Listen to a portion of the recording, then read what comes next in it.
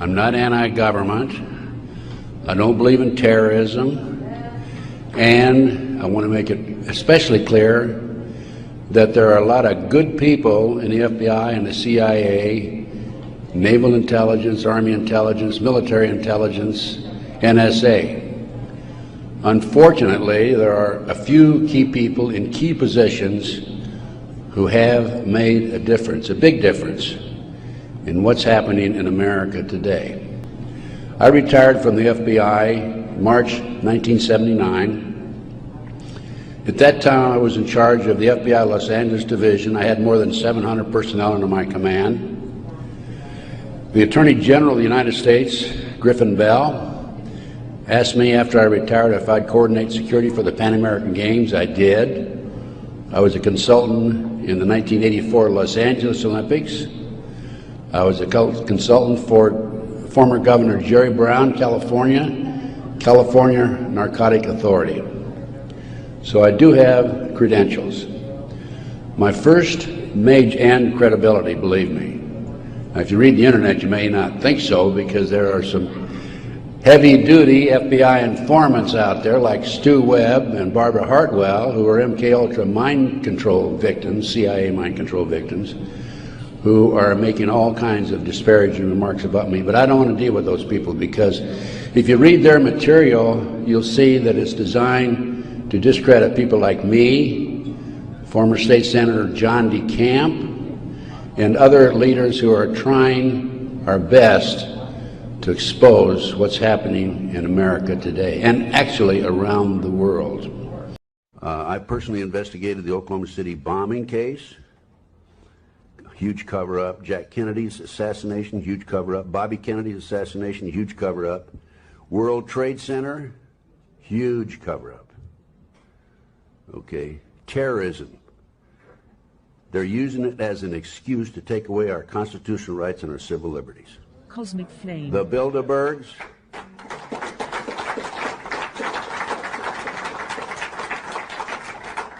The Illuminati, Bilderberg, New World Order, globalists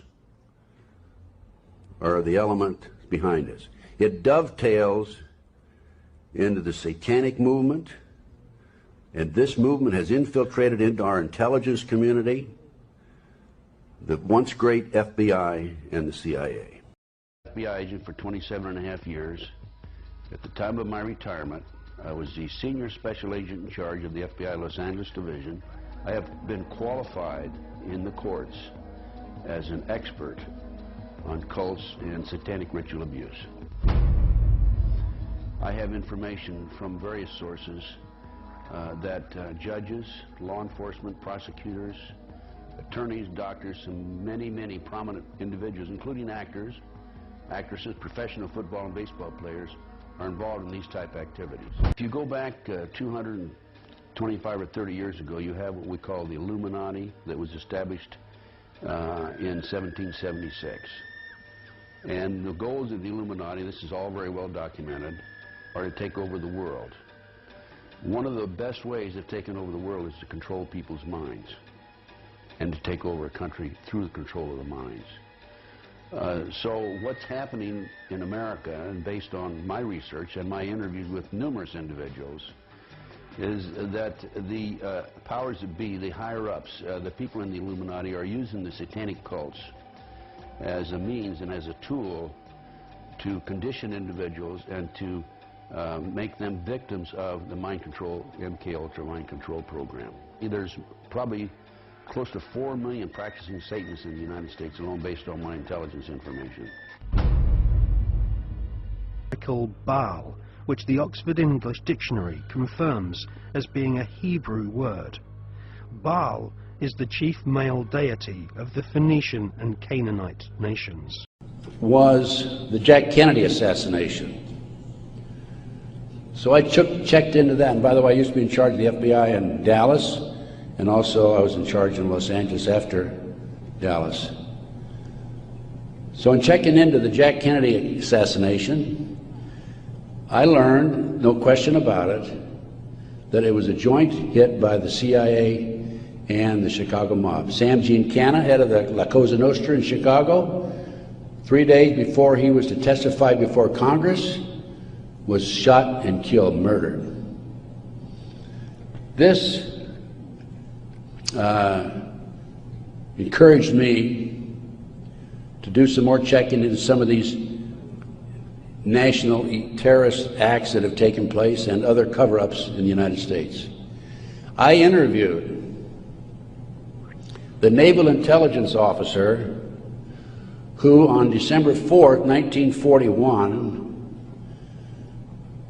received information that the Japanese were going to bomb Pearl Harbor.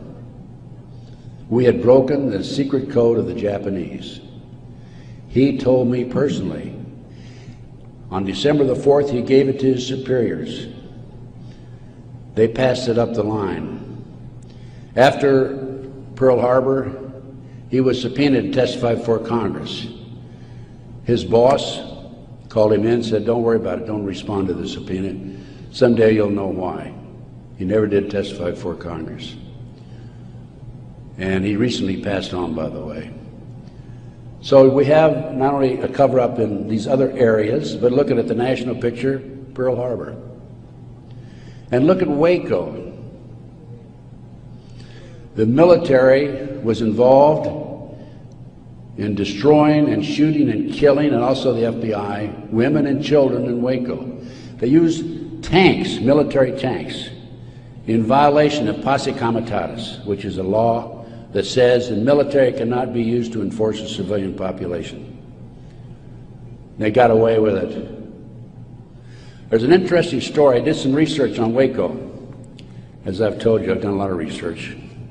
And in many instances, I've not only been there, I've done that, and I've been on the scene. I've spent most of my retirement money investigating these matters, including Oklahoma City, and I'll go into that in just a minute, 911 and so forth.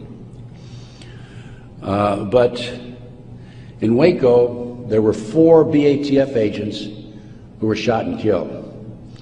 Some of the Branch Davidians were tried, sentenced for these, quote, murders, and are serving prison terms today, probably for life.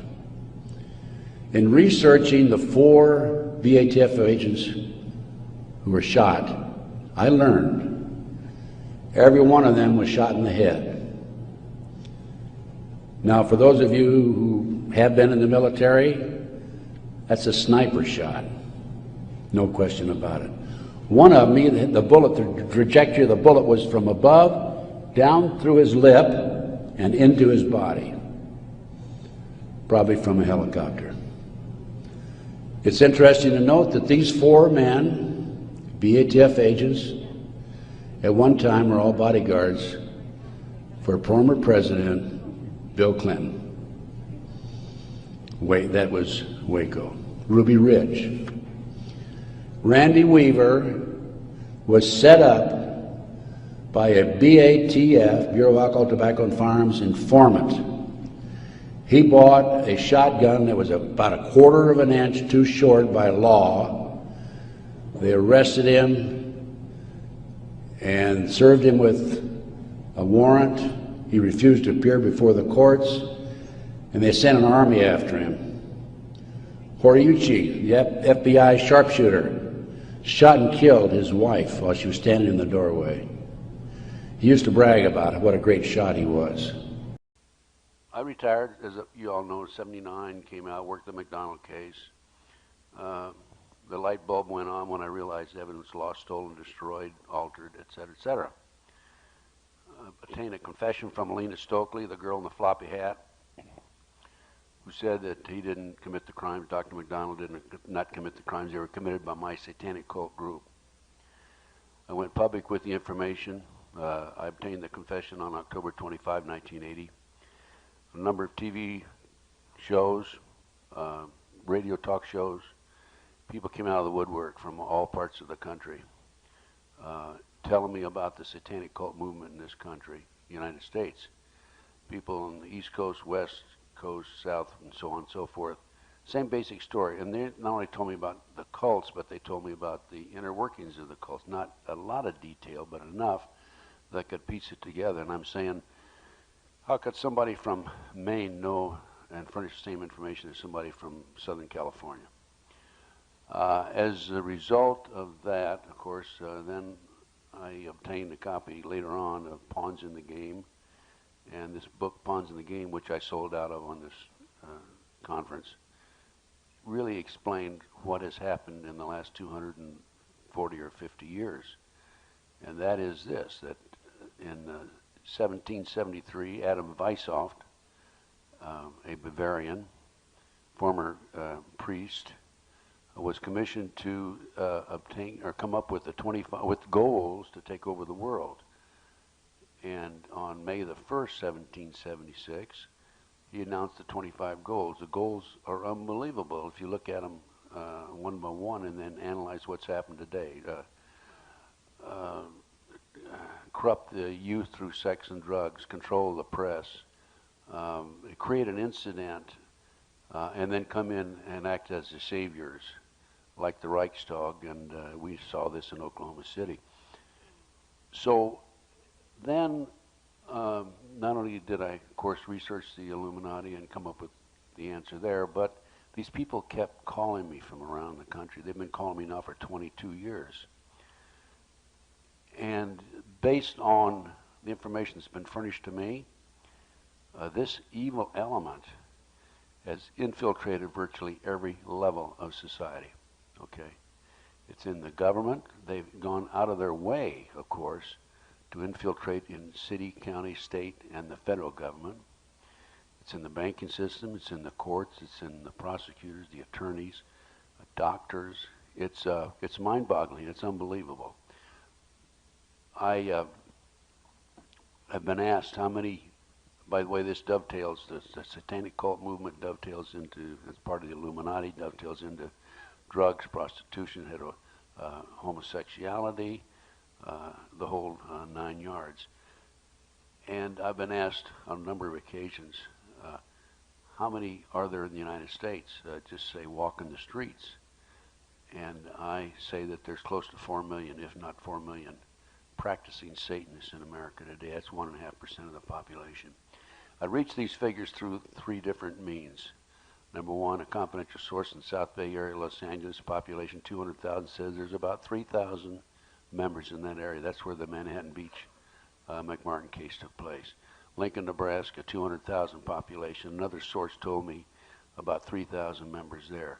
Iowa City, Iowa, another source told me about 1,500, and Iowa City's a population of 100,000. So if you project those figures, that's what I see as the strength and the number of individuals who are involved in this movement at basically at the street level, and also in controlling positions in various industries.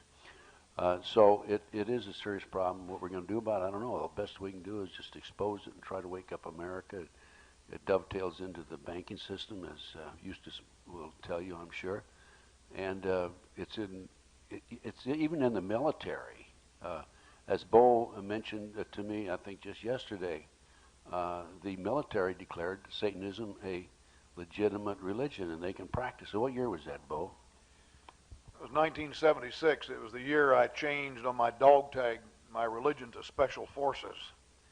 And the Inspector General was very chagrined because he came and said, Bo, you're the commander of Special Forces. We cannot gig you. We don't want to. You've got to change your dog tag. And I said, look, if you can put Satanism as your religion, as an official Army recognized religion, don't tell me I can't have Special Forces as my religion. And so the troops heard about it, and they all changed their religion to Special Forces too. I'll try to cut the rest of the answer as short as possible. Do I think that the FBI and the CIA, I'm not talking about the whole group. There's a lot of good people in both agencies. But do I think that they're incompetent? No. Do I think they've been infiltrated? Yes. And in the FBI in particular, I'll tell you what happened here when Reagan was president. They were having difficulty getting agents on the street to advance to the supervisory level. Of course, that's a very important position. And because the fund is on the street, it's not sitting behind a desk all day pushing paper. So they sent a memo out. This is what I've been told by some of my friends. to the street agents, anybody that wants to be promoted, submit your resume and let's go from there. Well, as a result, I think that what they did is the good agents stayed on the streets, and the other agents, the Illuminati members, if you want to call them that, not all of them, of course, advanced to the supervisory level. On one occasion here during the Atlanta, Georgia Olympics, there was a spokesperson on for the FBI on national television in connection with the bombing that took place down there, and I had a call from an adult survivor. Adult survivor, somebody that's born into the movement, the cults, is raised there, gets out, tries to go straight and stay away from it. But I had a call from an adult survivor and said, this person told me, a lady, woman, that she recognized that FBI spokesman as having attended satanic meetings in the past. So I'm saying that, hey, they've had 230 some years to put this together. They're advancing. I know of one adult survivor who was a recruiter and a trainer. She was training other people in San Diego area to recruit survivors. And she was recruiting 26 people at a time, other people, teaching them how to recruit in the satanic movement. Very serious problem. So I'm sorry I couldn't make it any shorter than that. Ask Eustace a question. This hierarchy, this hidden hierarchy that we have, I've tried to research and locate a headquarters for this element. It would be nice if we knew where that was, and also how often they meet and where they meet. Do you have any information on that? Well, for quite a few years, I believe that the headquarters was the office of N.M. Rothschild in London. And I still think that they do have a special office somewhere, but it's these people. Now, there is also, behind the scenes, a demonic force, whether it's extraterrestrial or what it, but it's definitely a demonic, anti-human operation. And that's why I say I've never been able to get, I've never seen any artist rendering or imagining of this force, because apparently it's something so horrible we can't even conceive of it. It's interesting, too, that in the Bible, the Apostle Paul uses an interesting term when he says that we have a fight not against flesh and blood, but against principalities and the forces of darkness. He uses the term in Greek, cosmokratoros, or rulers of this world darkness. Are we losing sight of the fact that Oklahoma City, the World Trade Center 93, and that 911 is actually a ploy in order to take away many of our constitutional rights and civil liberties? That's what it's all about, as far as I'm concerned. And if you're going to conquer the world, you got to conquer the United States first, because we're the strongest in the world. And in order to conquer us, you can do several things. Number one, you control the food, as Henry Kissinger said in the past. Take away your constitutional rights, civil liberties. Put the so-called enemy behind bars and control them. Set up the 10 districts that's been set up in this country, so we won't be able to travel from one district to another. And the internment camps. I was talking to the former civilian head of the prison system in the state of Texas in 1997, and he told me that there are 8 prisons in Texas, brand new prisons that have been built, that are manned, but there's no inmates in there. So that's, in my opinion, sure, money's part of it, but the bottom line is another step toward taking over the United States and taking over the world, the Illuminati plan, the golden plan. Bo is a great guy. Everybody up here is great.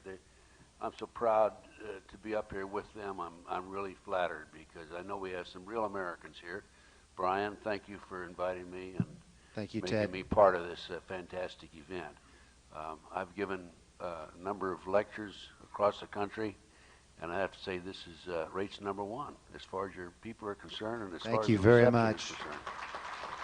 Just let me say this, that I don't think there's any question about it. I think that people are waking up, and it started with the Jack Kennedy assassination, followed by Bobby's assassination, There were more bullets in the walls of Bobby's assassination than there were in Bobby. And it goes on. Then we had Ruby Ridge, and we had Waco, and more recently we had 93 bombings, and then Oklahoma City, and then we have most recently 9/11, and then we have people like Arlen Specter, the magic bullet theorist, coming out, making statements that he expects us to believe. I mean, outright fabrications. It's impossible on the Jack Kennedy assassination for those bullets to have gone 90-degree angles 3 times. But the people are waking up, and I notice it as I travel around the country, and this is great. This is wonderful, because that's what we have to do. We have to wake people up.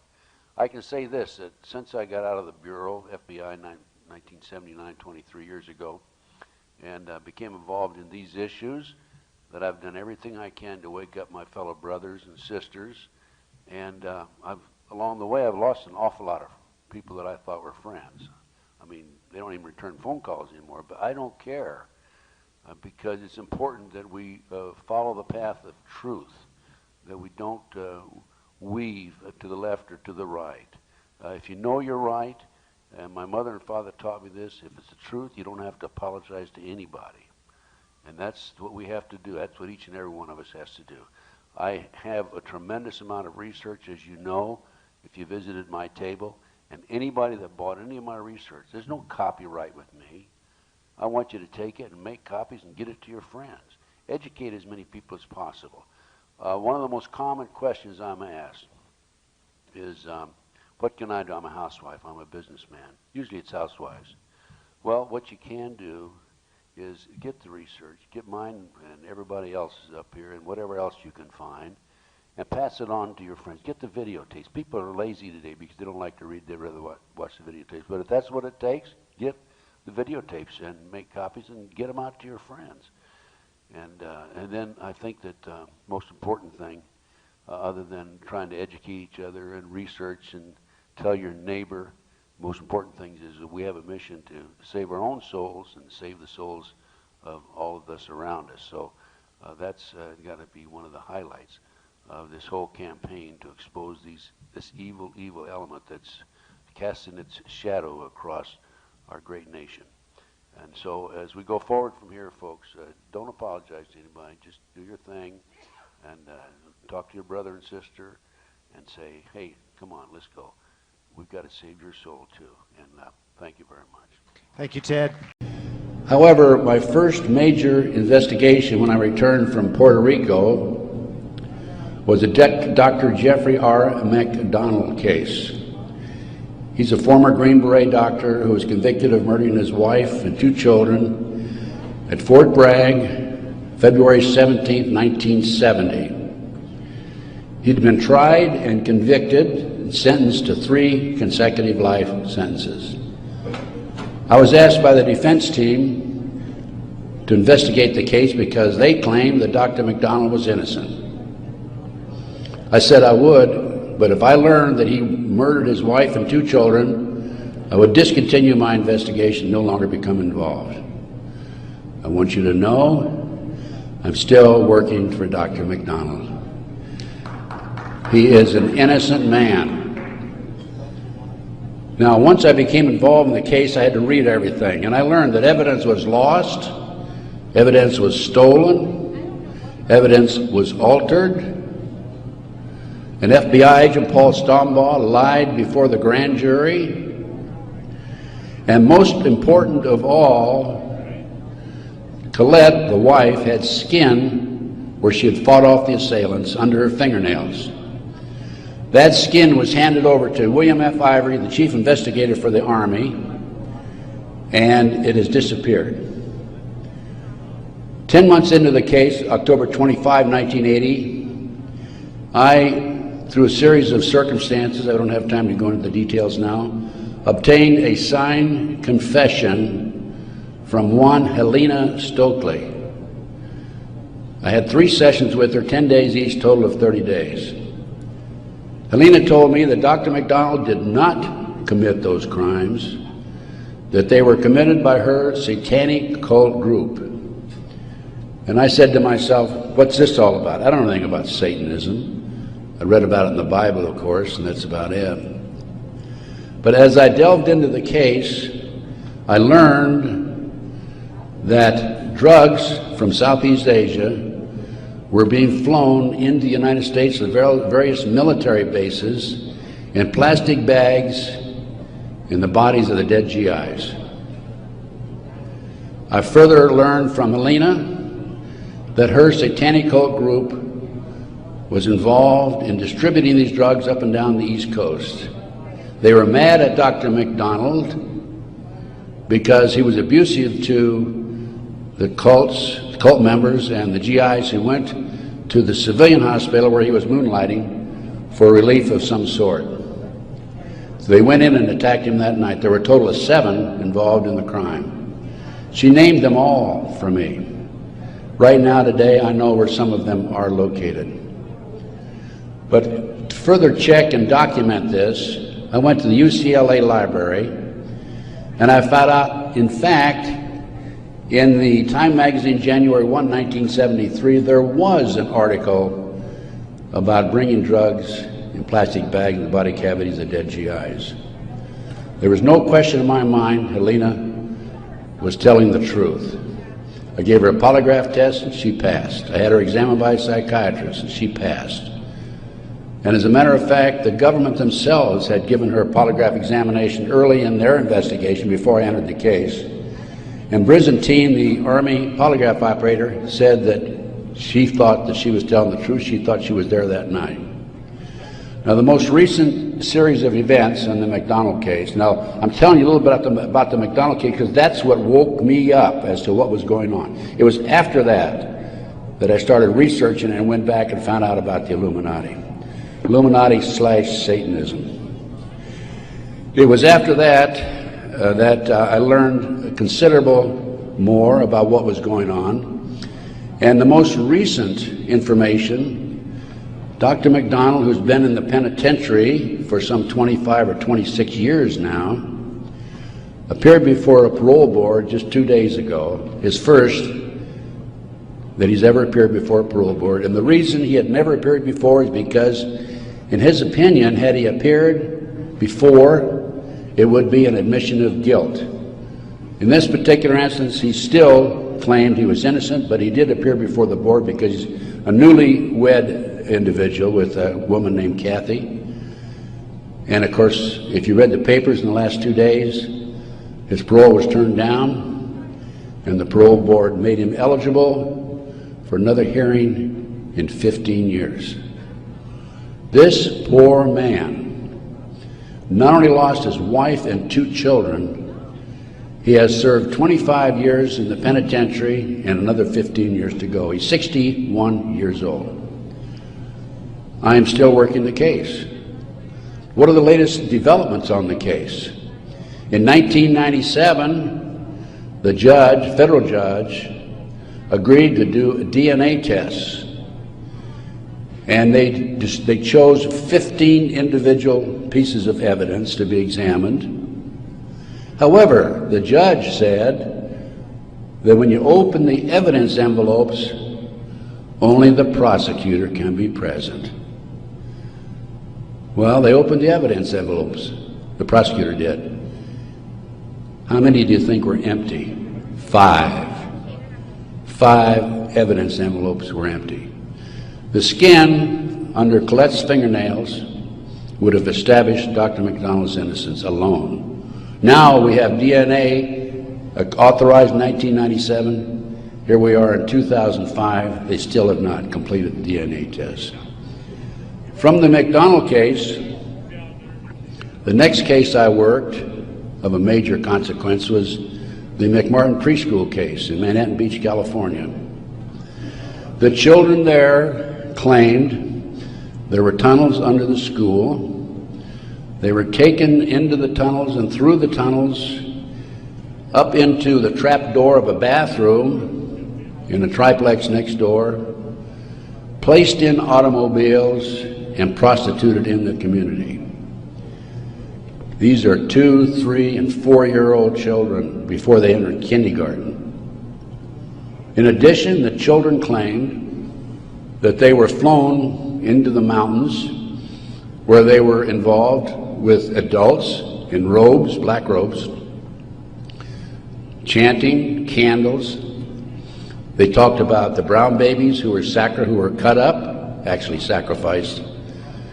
And in checking into this and researching this, of course, this was obviously a satanic ceremony. The McMartin family, who owned the preschool, they were tried, of Dre Bucky and his grandmother. I had an opportunity in 1990 to gain control of the school. Now, the school had been given to Danny Davis, the defense attorney, and he had sold it, even though he made $15 million on the case, by the way. He had sold it to a contractor who was going to tear it down. When I learned this, I contacted the contractor. I said, I want to be given an opportunity to go on that school and look for the tunnels. The authorities had looked for them in 1987. They said they could find no tunnels. Along with some of the parents, we hired Dr. Gary Stickle, UCLA archaeologist. He hired his crew and brought them in, and in 34 days, Dr. Stickle said there had been tunnels under that school. They were covered up, and they were covered in. An informant of mine told me that there was an abandoned satanic site in Crestline, California, up in the mountains. I went up into the mountains and obtained photographs, of the site. I have a lecture that I give where these pictures are available. It's called Gunderson Chronicles #2. It's a 4-hour lecture that I gave in Kansas City a number of years ago, which shows this abandoned site and also pictures from the McMartin Tunnel school dig. From there, I became involved in another case, very frightening case, because I established, with the help of people like John DeCamp, former state senator in Nebraska, that we have in this country today a covert military criminal enterprise, government enterprise, primarily by U.S. military intelligence, that is operating full throttle, and everybody refuses to investigate it. In the Nebraska case, it's called the Franklin Cover-Up. This is the book here that John DeCamp wrote, by the way. It's all documented in there. And in that particular instance, they were taking children out of foster homes, orphanages, Boys Town, driving them from Omaha, Nebraska to Sioux City, Iowa, 184 miles away, placing them in private jets and flying them to Washington, D.C. for sex orgies with prominent people, including congressmen, senators, and certain people in the White House. It's well documented. I have personally talked to Paul Benassi. I had a 5-hour interview with him. It's a tape that's available. I don't have it with me here, but you can order it. I have a 5-hour interview with Paul that he gave me in 1993. Paul told me how he was used. He was part of the kidnapping crew and was used as a decoy, and when he was 10, 11, 12 years old, in parks, shopping malls, to attract the children over near where the adults were in a car waiting for them. They throw them in the back seat, chloroform them, and make off with them. Paul also told me that these children, many of them become sex slaves. Many of them are used as toys. The boys, they call the boys toys. I don't know what they call the girls. But these degenerate, sick people, the men are more interested in the little boys than they are the girls for some reason. But it's all well documented. Paul drew the inside living quarters of the White House. Now, this information broke in about 1987. That's about right after I entered, just before I entered the case. I replaced a fellow named Gary Caradori, who was the investigator for a Nebraska Senate committee. Gary met the official photographer of the group, who had split from the group, defected, and agreed to take the pictures that this official photographer gave him, and they met in Chicago, agreed to take the pictures back to the committee. He flew out of Chicago in his private plane, a short distance out of Chicago. The plane exploded in midair, and his briefcase has never been found. He and his 11-year-old boy died. His briefcase has never been found. The rear seat of the airplane has never been found. I made every attempt possible to obtain possession of or control of that plane, because I wanted to examine it for bomb chemicals, particularly the back seat. It's no longer available. Nobody knows what happened to it. Gary Caradori was a civilian, yet it was taken to a military base for examination. A deputy sheriff was the first one on the scene. He saw the pictures. He started picking up the pictures. An FBI agent came along, took the pictures away from him, told him to keep his mouth shut. He started talking to a few people. A year later, his wife was murdered. He's no longer talking. This international child kidnapping ring, I later learned, was out of Washington, D.C. It was very active, and the organization is known as the Finders. And I have a report on the Finders back there. Everything I'm telling you is documented, by the way. The Finders has been established and operating throughout the 1960s up to the present time. It was exposed in 1987. They moved their operation to Wichita, Kansas, and they're operating right today in Wichita, Kansas. I have taken my report to the FBI a half a dozen times, demanded an investigation, and I have yet to be interviewed. So we have the Finders, we have the Franklin cover-up, which documents what I'm telling you. We have the pawns in the game. Pawns in the game is the Illuminati. This is the Illuminati/satanic movement in this country today. And the last thing I'm going to mention in the way of a book is why Johnny can't come home. Johnny Gosch was, September the 5th, 1982, a newspaper boy on a Sunday, and he was about to deliver his newspapers in West Des Moines, Iowa. He never delivered any newspapers. He disappeared. The mother, Noreen Gosch, was dumbfounded, didn't know what happened, demanded an investigation of the FBI and by the West Des Moines Police Department. The chief of police in West Des Moines said to her, even though he's disappeared, we do not have any witnesses who saw him being grabbed and placed in a car or being taken control of. So we're not going to investigate it. The FBI used the same premise. They refused to investigate it. Now, I've been involved in kidnappings in the FBI, and I can tell you that it's automatic within 24 hours, at the end of 24 hours, that we had to go in my day, this was back in the 50s, 60s, and 70s, we had to go in and start investigating the case after they've disappeared for 24 hours.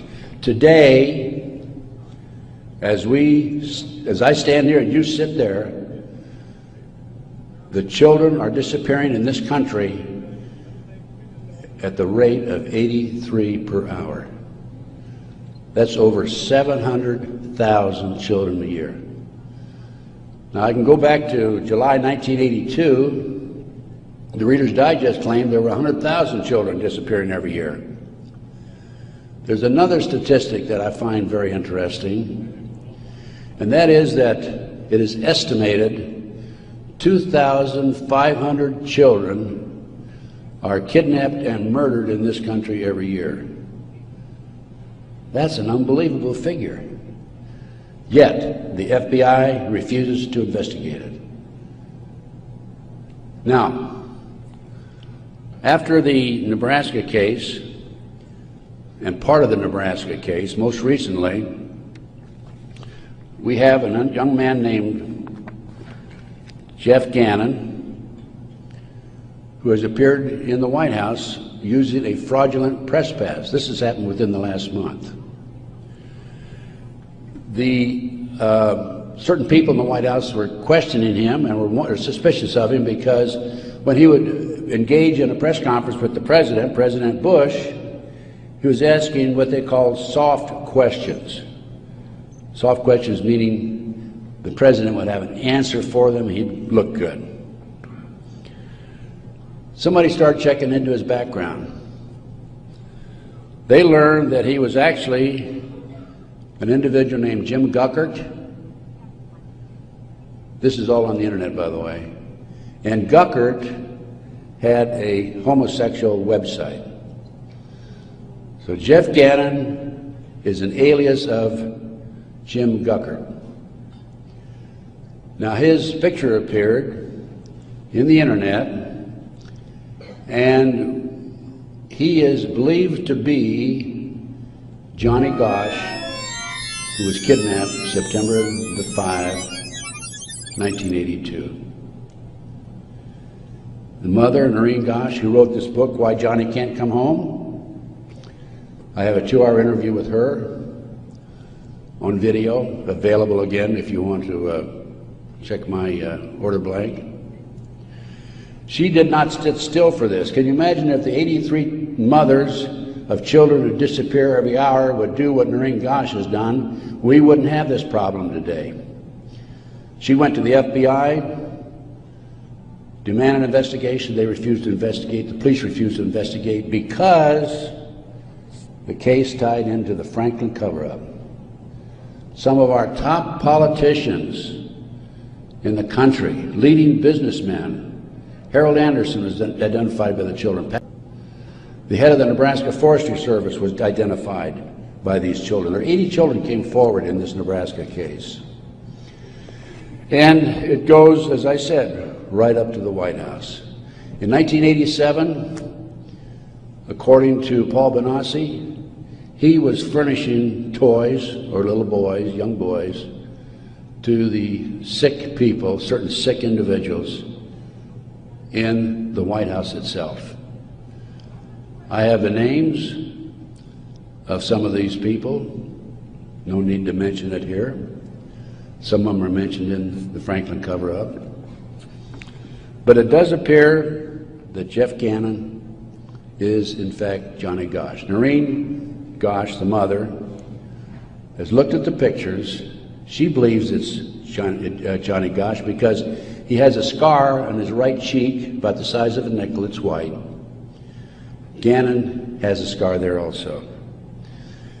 Little Johnny Gosch had a birthmark on his left chest about 8 inches long.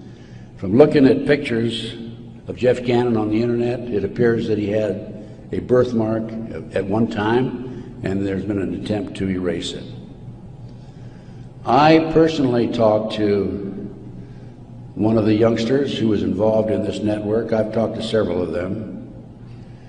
And he assures me that Jeff Gannon is, in fact, Johnny Gosch. Well, how did Johnny Gosch get from West Des Moines, Iowa, 12 years old, all the way with a phony press pass into the White House as of a few weeks ago? Well, what happened to Johnny is that he was transported from West Des Moines, Iowa to Sioux City. He was placed on a farm for 3 weeks, sexually molested. He was taken to the mountains in Colorado, placed in a cage in a house of some sort, or a cabin, And then later, he was used as a sex slave. A sex slave. They didn't kill him, they didn't sacrifice him, although a number of these kids are sacrificed in satanic ceremonies. Now, he escaped with another young man. They stole a car. And in 1997, Johnny knocked on his mother's door at 2:30 in the morning, Noreen Gosh, and said he wanted to talk to her. He was there with another young boy. He came in, he told Noreen, he says, "Mother, I was kidnapped. I've been placed in a covert military CIA-controlled, mind-controlled project and used as a sex slave." He said, "I can't come forward at this time because they will kill me." And then he left. Noreen says that's the last time she talked to him, 1997. Now, several years after that, a girl named Burns, who was a producer for 2020, decided to do a story on the Johnny Gosch kidnapping and the Nebraska case. And she interviewed me. In fact, I spent 5 days with her, gave her the benefit of all my research, which is available to you folks also. And then she got a lead that Johnny was hiding out on an Indian reservation in northern Minnesota. She went there and flushed him out, and he basically went into hiding. And now he shows up at the White House. He was a mind control victim. If you don't know anything about MK Ultra mind control program, it came into this country through the German scientists after World War II. They were involved with the Nazis during the war and prior to World War II in developing robots and individuals to be used on command for anything that they wished, including assassinations and other nefarious activity. The MK Ultra program, CIA mind control program, was investigated by Congress in 1987. Congress said, CIA, you got to quit doing that. That's you're bad boys. And they said, we will quit. Don't kid yourself. It's very active today. There are people like Barbara Hartwell out there who are mind control victims. She's another one who's been bashing me. I must be doing a pretty good job because I wouldn't have these people criticizing me on the internet like they do. And of course, it doesn't bother me in the least. But going back to the Nebraska case and MK Ultra, a lot of this training took place at Offutt Air Force Base in Omaha, Nebraska, which was Strategic Air Command headquarters.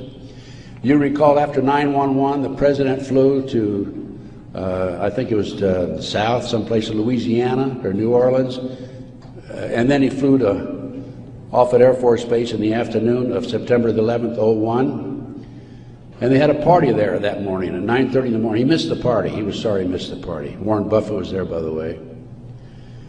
And the MK Ultra program has been very actively administered, not only at Offutt Air Force Base, at Fort Bragg, North Carolina, the place where Dr. McDonald's family was slaughtered in 1970. Now, the Nebraska case, I don't want to leave that without telling you that in the early 1990s, Yorkshire TV came to the United States with a camera crew for 7 months to do a documentary on it.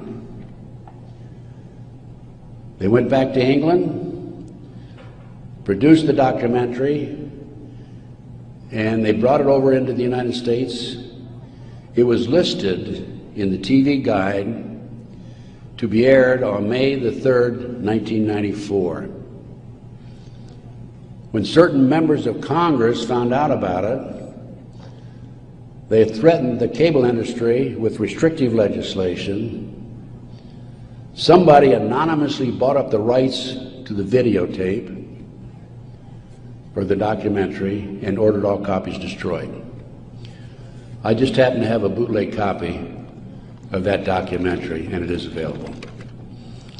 I have been selling these and these books and getting this report out of mine to anybody that's interested in it. So About 6 months ago, as any good investigator would do, I said, I'm going to get a copy of that TV guide. I didn't have a copy. John DeCamp had one at one time, couldn't find it. And I received a copy of the TV guide for May 3rd, 1994. 10 p.m. Discovery Channel. It's not listed. A nature show is listed instead on the new reprinted edition. I'm not going to be outfoxed by these people. I went to the Los Angeles Times TV log. It's listed, Conspiracy of Silence. I called a friend of mine in Philadelphia, and I said, check the TV log for the Philadelphia Inquirer. Conspiracy of Silence is listed in the Philadelphia Inquirer. The power of the press. They changed and reprinted the whole TV guide. It never has been shown publicly in the United States, and I doubt if it ever will be shown publicly. But as I said, it is available to you.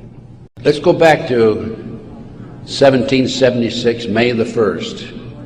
Adam Weishaupt was commissioned by the Rothschild family to set up the goals to control and take over the world with a one world government.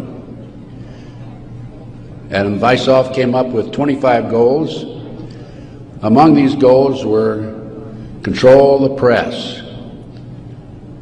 corrupt the youth through sex and drugs, elect our own people meaning the Illuminati, to key positions in all levels of the government, city, county, state, and federal. And it goes on. The final goal was to take over the world, the one world government. Information is very well documented by William Guy Carr in his magazine, his book, excuse me, Pawns in the Game. The death dumps, otherwise known as chemical trails, are being dropped and sprayed throughout the United States, in England, Scotland, Ireland, Northern Europe, and I have personally seen them not only in the United States but in Mexico and Canada. Birds are dying around the world. Fish are dying by the hundreds of thousands around the world. This is genocide. This is poison. This is murder by the United Nations. This element within our society that's doing this must be stopped. I happen to know of 2 of the locations where the airplanes are that dump this crap on us. 4 of the planes are out of the Air National Guard, Lincoln, Nebraska, and the other planes are out of Fort Still, Oklahoma. I personally have observed the planes that were standing still in Nebraska, Lincoln, Nebraska, at the Air National Guard. They have no markings on them. They're huge, bomber-like airplanes with no markings. This is a crime. Crime against humanity, crime against America, crime against the citizens of this great country. They must be stopped. What is wrong with Congress? This has an effect on their population and their people and their friends and their relatives and themselves. What's wrong with them? What's wrong with the pilots who are flying these airplanes? They're dumping this crap, this poison, on their own families. Somebody has to do something about it. Somebody in Congress has to step forward and stop it now. Thank you. I'm Ted Gunderson.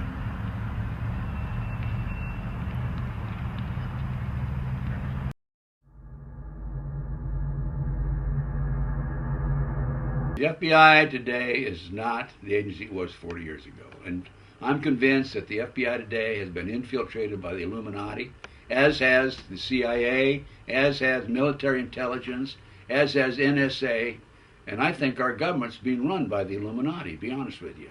Well, the CIA has been often called the enforcement arm of the CFR, the Council on Foreign Relations, at 58 East 68th Street in New York City. It's the Rockefeller Bund, the Cassius cartel that owns the Federal Reserve. They involved with the Bank of England. We're seeing the major operation coming from London and from New York City and Washington. Do you think that these craft are military?